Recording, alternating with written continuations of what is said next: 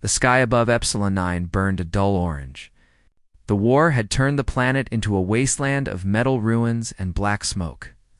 Once cities had stood tall here, now they were nothing but shattered towers and wrecked war machines half buried in the dust, inside one of the few working shelters.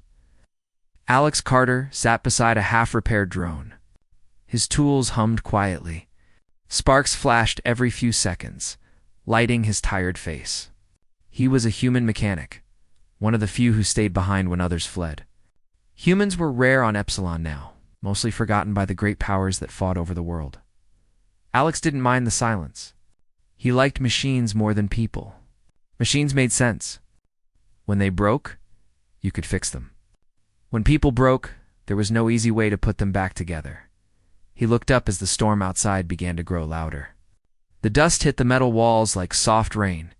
He sighed, set down his wrench, and took a sip of lukewarm water. It had been 3 days since anyone came for repairs. He was used to being alone. Then the sensors screamed. A bright red alert flashed across his workbench screen. "Incoming object detected," the system said in its calm voice. "Velocity, high. Impact expected in 21 seconds. Alex's heart jumped. He rushed to the window, though the thick glass was coated in dust. He saw a streak of blue fire tearing through the sky. It wasn't a meteor, it was a drop pod. It's the kind used by alien soldiers. He ducked as the pod smashed into the ground less than 100 meters away. The shock wave shook his shelter, and metal panels fell from the ceiling. When the shaking stopped, Alex grabbed his repair kit and ran outside. The pod lay half buried in the dirt, steam rising from its surface. Alien markings glowed faintly on its side, the Varan Dominion symbol. The Varan were one of the most powerful species in the galaxy, cold, proud, and skilled in war. Their soldiers wore living armor that bonded with their bodies. Humans had never been able to touch, let alone repair, that kind of technology. Alex approached carefully. The pod door was jammed halfway open. Inside, he saw movement. A tall figure lay slumped against the wall. The armor was cracked, leaking blue energy. The helmet was shattered, revealing part of a face-pale silver skin, eyes like violet light. She looked barely alive. "Hey," Alex shouted. "Can you hear me?" The alien's head turned weakly. "Stay back," she said, her voice rough and distorted. "Armor, failing." Alex ignored the warning. He climbed into the pod and checked her pulse. She was alive, but her armor's power system was collapsing. The bioalloy was melting into her skin. "I can help," he said quickly. "I'm a mechanic." The alien woman opened her eyes fully for the first time. There was disbelief there. "You're human." "Last I checked," Alex replied. "Now hold still." He scanned the armor with his portable analyzer. The readings made no sense. The material was half organic, half machine, running on a power source he'd never seen.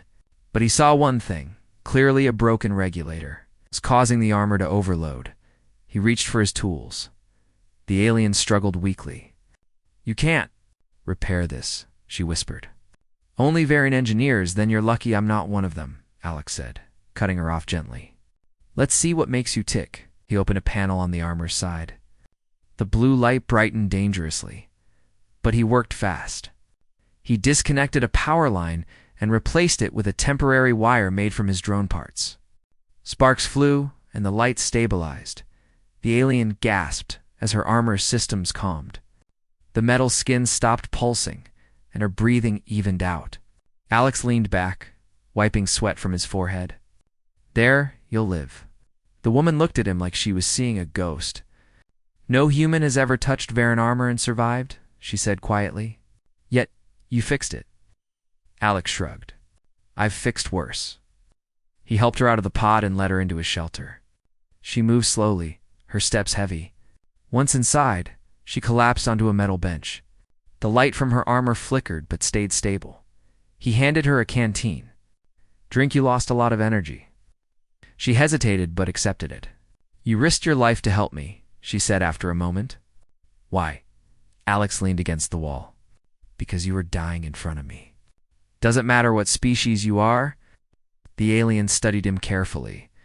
Her gaze was sharp, almost mechanical. "I am Commander Lyra Vess of the Varan Dominion," she said finally. "Our forces were ambushed.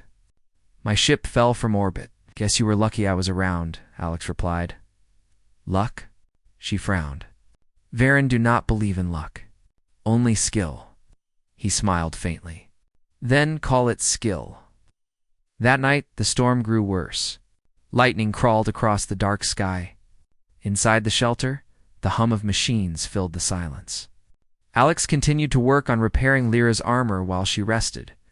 The damage was far deeper than he first thought.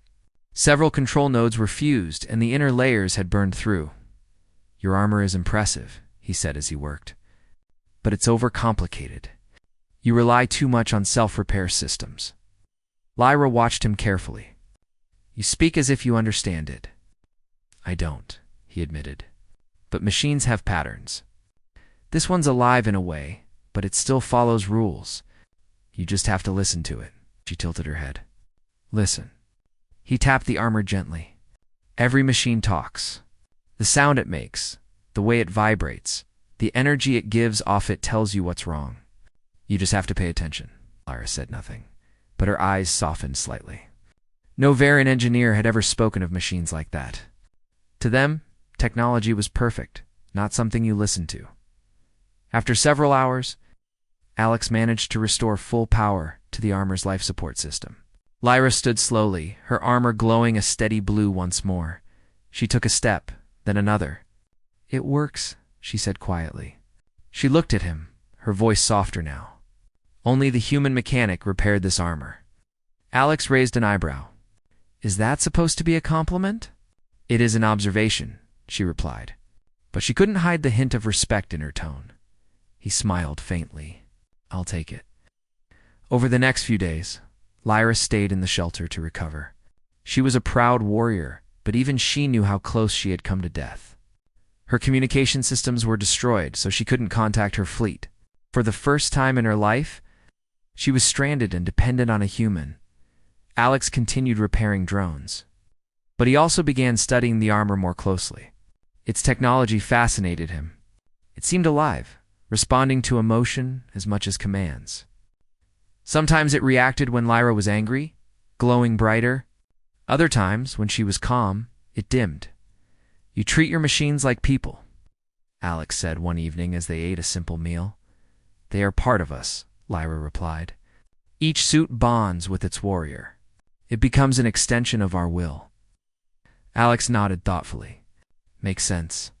On Earth, some people talk to their cars." Lyra blinked. "Cars? Old human vehicles? We used to drive them before we had ships." "Ah," she studied him for a moment. "Your species is strange, so I've been told," he said with a small grin. She almost smiled back, but caught herself. "You are. Different from what I expected. Let me guess. You thought humans were weak, unorganized, and reckless." "Yes," she admitted honestly. "Yet you fixed something my best engineers could not." He shrugged. "Maybe your engineers follow too many rules." Lyra looked at him with quiet curiosity. "You don't?" "Rules help," he said. "But sometimes you have to trust your hands and your gut." She considered that for a long moment. Perhaps that is the human way. Maybe. As days passed, Lyra's respect for Alex grew. She watched how he worked, calm, focused, never wasting movement. He had no advanced tools, no assistance, yet he achieved results that seemed impossible. One night, when the storm had cleared, she asked, "Why do you stay here alone?" Alex looked at the sky through the cracked roof. "You used to be part of a repair crew," he said quietly.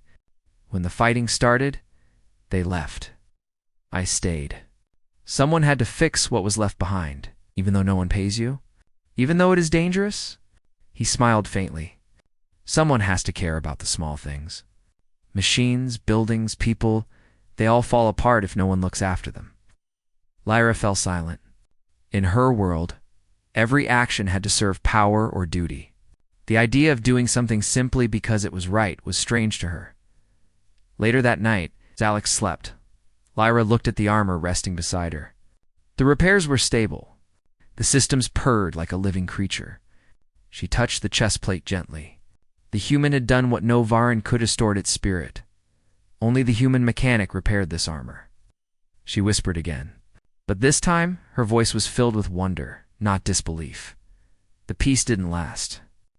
On the fifth night, Lyra's armor detected faint signals in the distance, Varine distress beacons. Her people were coming. She stood near the window, watching the horizon. The storm clouds had faded, revealing 2 moons. For the first time in days, she felt hope, but also uncertainty. Alex walked up beside her. "Looks like you'll be going home soon," he said quietly. "Perhaps," she said. Then, after a pause, "But if my people find you here, they may not let you live. You know too much about our technology?" Alex crossed his arms. "Let them come. I've dealt with worse than angry engineers," I returned to him. "You do not understand the Dominion. They will not thank you, they will study you." He smiled slightly. "I'll fix that problem when it comes." She stared at him, half frustrated, half impressed. "You are either brave or foolish." "Maybe both," he said. The morning sun rose over Epsilon Neen, casting long shadows across the ruined landscape. The air was dry, filled with dust, and the faint hum of distant machinery. In the small shelter where Alex and Lyra had stayed for days, the calm of dawn was deceptive. Alex was already at work. His hands moved with practiced precision as he examined Lyra's armor again. Though it had been restored, there were small imperfections, tiny stress fractures, and damaged energy conduits that could fail under extreme conditions. Lyra watched him silently. She had regained most of her strength and now moved with the confidence of a warrior again. Yet her eyes betrayed worry. The sensors in her armor had picked up faint signals on the horizon, Varine distress beacons. Their fleet was not far, and they were searching. "Alex," she said quietly, "I can feel it. The Dominion will arrive soon. I must decide." "What to do?" Alex didn't look up. "Decide what?" "You mean whether to drag me back to your superiors or leave me here?" Lyra's gaze narrowed. "I am Commander Lyra Vess. My duty is to my people." "But you saved my life. And you repaired my armor, something no other being could do?" He paused, setting down a delicate tool. "I'm not asking for thanks. I just want to keep doing what I do. Fix machines. Save lives if I can." Her expression softened. For the first time, she realized the human was unlike any being she had ever encountered. Varan soldiers followed orders without question. They sought power and perfection. But Alex, he acted out of choice, out of care. The day passed slowly. They made preparations. Alex worked to strengthen her armor further, adding human modifications that increased efficiency and durability. Lyra observed, learning how he thought. "You think differently. Your methods. They are chaotic, yet precise. It is strange." "I call it common sense," Alex replied with a grin. "Machines have limits, but humans, we push them." Lyra frowned slightly. "Push limits. You risk too much. You survive because of it," he said, not looking up. By late afternoon, the distant hum of engines grew louder. Shadows appeared on the horizon, Varine scout ships, sleek and black, glinting under the rising sun. They moved fast, scanning for life. Lyra's eyes narrowed. "They will see us soon. You must hide, human." "I'm not hiding," Alex said calmly. "If they want to take me, they'll have to come through you first." She stiffened. "I cannot allow that. They will not understand why you are here. They may harm you." Alex shrugged. "Then they'll learn." Lyra hesitated. She had trained her whole life to obey orders, to serve the Dominion without question. Yet this human, simple, unarmed, and unafraid, had done what her most skilled engineers could not. And he had done it out of choice, not duty.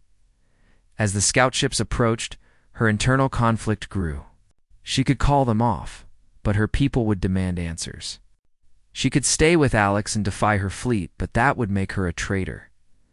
"Alex," she said finally, her voice low, "if my fleet finds us, they will not see you as I do. They will see you as..." an anomaly, a threat. You must understand the danger. I understand, he replied, tightening a panel on her armor. I've faced worse. But if they try to take you by force, I won't stand by. The scout ships landed with quiet precision. The ground shook beneath their weight. Figures emerged, Vereen soldiers, tall and clad in the same bioalloy armor as Lyra, though unmodified. Their eyes glowed faintly through their helmets as they scanned the area. One soldier stepped forward. Commander Vess, he said, voice mechanical and cold. Report, status of the mission. Lyra straightened. I was ambushed, Captain Ralvek. The mission failed. My drop pod crashed. No survivors, except myself. Ralvek's gaze shifted, and then it landed on Alex. And this human? Lyra hesitated. He is a mechanic. He repaired my armor when it was damaged. Ralvek's eyes narrowed. A human. Repairing Varen biolloy? Impossible. Bring him with us. Lyra stepped forward, her posture firm. No, he is not to be taken. The soldier's hand went to his weapon. By order of the Dominion High Command, I said no. Lyra shouted, and in an instant her armor powered up. The human modifications Alex had made reacted. Panels shifted, energy shields activated, and the armor glowed brighter than ever. Ralvek hesitated. His scanner could not understand the sudden spike in power. Commander, your systems are working perfectly, Lyra said. Her voice was steady, but her eyes burned with determination. Because this human mechanic repaired them. He is under my protection. Alex stood behind her, calm. He did not need weapons. His hands held only his tools, but he radiated confidence. He trusted the machines he understood and the instincts that guided him. Ralvek glanced at his soldiers, then back at Lyra. You disobey orders? Lyra's armor shifted, energy crackling around her. I follow my duty, but my duty is to protect life. Not to blindly obey commands that destroy it. You will leave this planet. There was a tense silence. The Varen soldiers were trained to obey without question, but the armor's sudden power surge caused confusion. They had never seen their commander's systems exceed factory specifications. Alex stepped forward. You can try to take me, but she's not going anywhere without me. And trust me, these machines listen to me in ways you don't understand. Ralvek's expression darkened. Prepare for engagement. Lyra's armor whirred, responding to Alex's modifications. Shields extended, weapons aligned, and systems that should have been inert now hummed with new life. It was no longer just Varen technology, it was human ingenuity fused with alien engineering. The soldiers hesitated. Their scans showed irregular patterns. Their commander stood defiant, and a human mechanic stood behind her, calm and unafraid. They had been trained for obedience, not for chaos born of creativity. Lyra made her choice. Leave or face the consequences, she said. I do not make idle threats. Ralvek hesitated, his programming clashing with his instincts. Finally, he nodded, signaling his soldiers. They retreated, leaving the dust swirling in their wake. The horizon cleared. Alex exhaled slowly, wiping sweat from his brow. Well, that was fun, he said lightly. Lyra's armor powered down slightly, energy stabilizing. She removed her helmet and looked at him fully for the first time in days. Her eyes held gratitude and something else, a quiet respect. Only the human mechanic repaired this armor. She whispered again. And now, I understand why. Alex smiled faintly. Guess humans aren't so bad after all. The next days were quieter, but tension lingered. Lyra stayed in the shelter, helping Alex improve her armor even further. Each modification made it more responsive, more adaptive. Together, they worked as a team, human intuition guiding alien technology. You have changed my armor in ways I never imagined, Lyra said one evening. Your species is remarkable. I just use my hands and my mind, Alex replied. That's all humans really need. As they worked, Lyra shared stories of the Dominion, of battle tactics, of loyalty and honor. Alex listened, fascinated, and shared tales of Earth, of humans who explored, built, and survived against impossible odds. Their bond grew quietly, not through words, but through shared purpose. She learned to trust him. He learned to understand her world, and both began to see the potential of humans in ways the galaxy had not yet understood. One night, as the twin moons of Epsilonine glowed over the ruins, Lyra said softly, "If it were not for you, I would be dead, and my armor would have failed entirely." Alex looked at her, tired but resolute. "I do what I can. That's all anyone can do." Lyra nodded, her gaze lingering on him longer than necessary. For the first time, she felt something unfamiliar, quiet admiration. A trust that could grow into something stronger. Far above, in orbit, distant Varan forces monitored the planet. Reports came in. The commander's armor had been repaired and enhanced. The human mechanic responsible was unaccounted for. Orders from the High Command were immediate. Capture him at all costs. Study him. Understand how he did it. On Epsilon 9, Alex and Lyra did not know the danger was only beginning. The storm outside had passed, but the storm within the Dominion was just rising, and for now, the human had earned the respect of an alien warrior and unknowingly challenged an entire empire. The sun had just risen over Epsilon 9, and the ruins of the once great cities glowed with a soft, golden light. But the calm of morning was deceptive. Far above the planet, in the thin black of space, Varan warships had arrived. Their dark hulls reflected the sun, casting long shadows across the shattered plains. Alex Carter stood beside Lyra. Vests in the small shelter they had called home for days, her armor repaired and enhanced by his human ingenuity.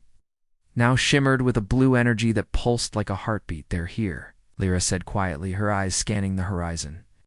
"High Command's forces. They will take you if they find you." Alex tightened a strap on her armor. "Then let's make sure they don't." The ground began to tremble as landing pods descended, kicking up clouds of dust. The Varan soldiers emerged, tall and imposing in their black armor, weapons at the ready. Their scanners immediately locked onto Lyra, and then, almost as a surprise on Alex Ralvek, the captain from the Scouts, stepped forward. His voice was mechanical but firm.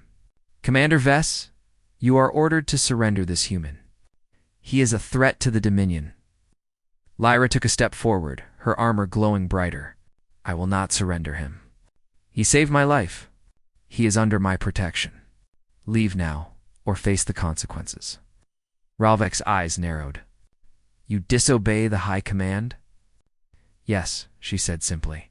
"Because I choose to." The soldiers raised their weapons, and the air buzzed with tension.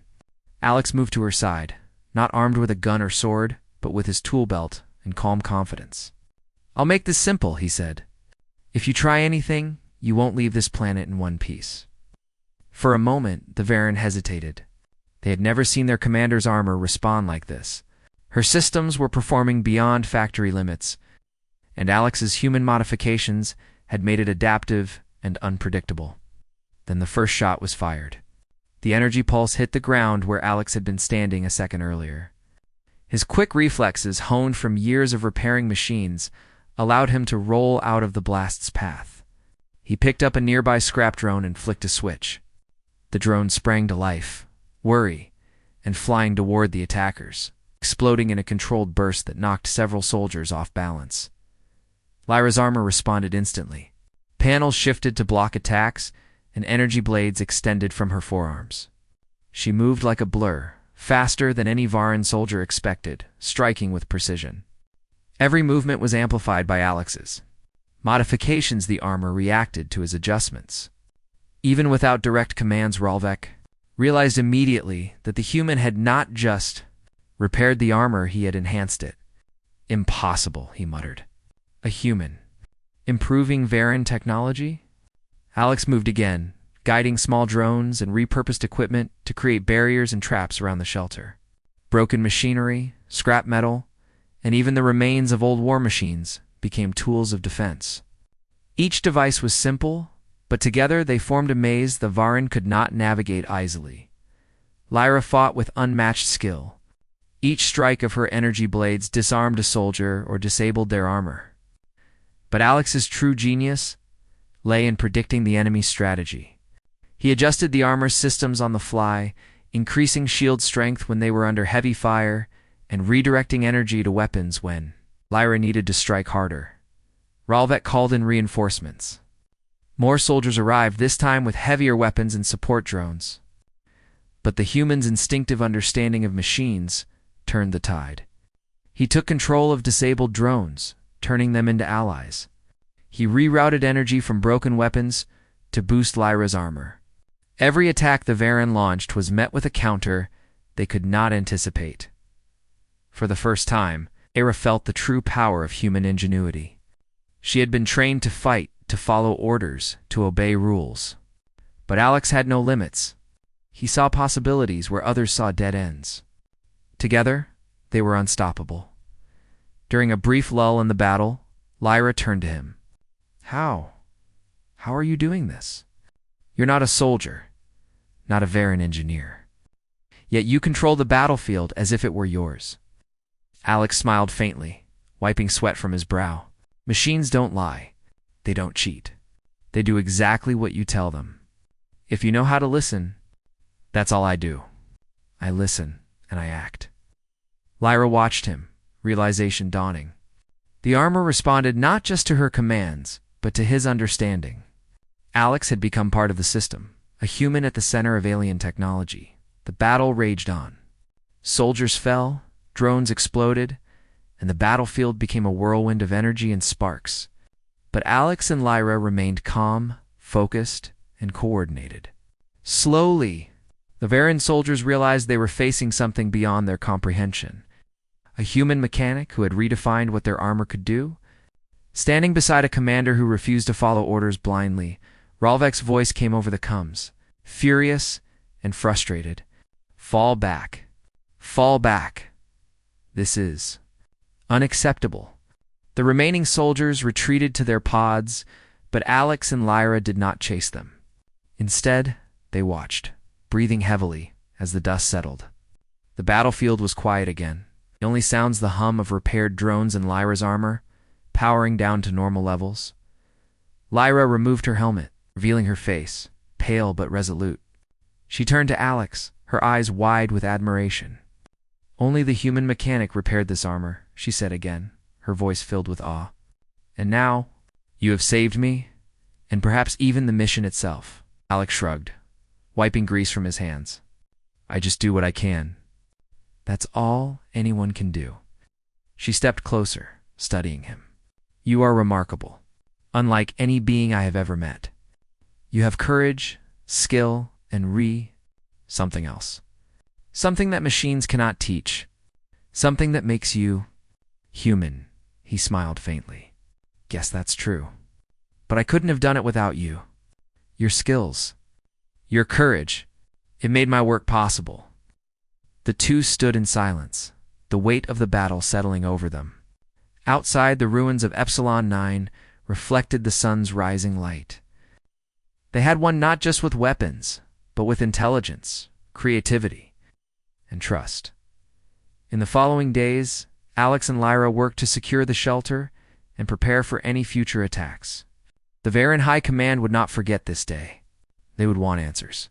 Alex's existence would become a secret of the galaxy, a secret about the potential of humans.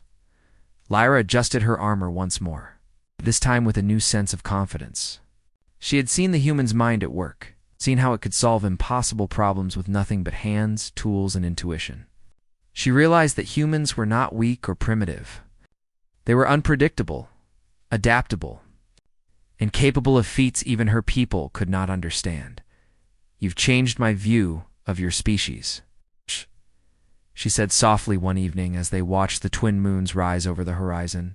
Humans, perhaps we have underestimated you all. Alex laughed quietly. Underestimated humans? That's nothing new. The galaxy has been doing that for a long time. Lyra smiled faintly. Perhaps it is time we pay attention. Over the next weeks, word of the event spread quietly among the stars. Rumors of a human mechanic who repaired and enhanced Varen armor reached distant systems. Many dismissed it as exaggeration. Others wondered at the audacity of a human who stood beside a Varen commander and survived. But Alex did not seek fame or glory. He continued his work quietly, repairing machines, saving lives, teaching Lyra the value of human creativity and intuition. And Lyra, in turn, became more than a commander. She became a bridge between worlds. A living proof that humans were capable of changing the galaxy in ways no one had predicted. One evening, as the stars shone above Lyra stood beside Alex. She looked at him with quiet admiration. And for the first time, she realized that trust, courage, and ingenuity qualities she had once thought irrelevant were the true power of humanity. Only the human mechanic repaired this armor, she said once more, her voice steady, proud, and full of respect. And now, I know why. Alex smiled, looking at the horizon. Then let's make sure the galaxy remembers it. And so, the human mechanic and the Varen commander stood together, not just as allies, but as symbols of what human courage and intelligence could accomplish. Even in a universe that had long underestimated them, the galaxy would never forget the day a human rewrote the rules of war. Not with weapons or armies, but with skill, heart, and ingenuity.